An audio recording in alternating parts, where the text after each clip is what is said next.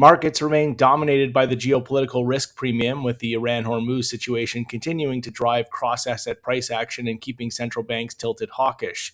Despite optimistic rhetoric from President Trump suggesting the conflict could end soon, investors remain focused on tighter energy supply and renewed inflation risk. In FX, the dollar stays broadly supported by higher global yields and ongoing repricing of terminal rates. Commodity FX is mixed. The Canadian dollar continues to benefit from elevated oil prices, while the Australian dollar remains caught between commodity support and concerns around China and domestic growth ahead of key labor data.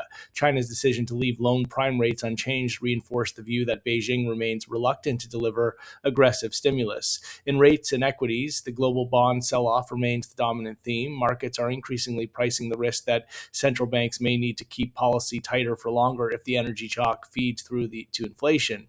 Fed rhetoric overnight reinforced this dynamic, with Philadelphia Fed President Paulson explicitly leaving the door open for further hikes if growth reaccelerates. U.S. equities continue to rotate defensively, with energy outperforming while growth sectors struggle under higher real yields. The S&P and Nasdaq continue to trade with stagflationary tone as investors weigh slowing growth against renewed inflation pressure. Commodities remain at the center of the macro story. Oil price continues to hold a significant geopolitical premium following another sharp draw in U.S. inventories, reinforcing concerns around tight supply heading into peak summer demand.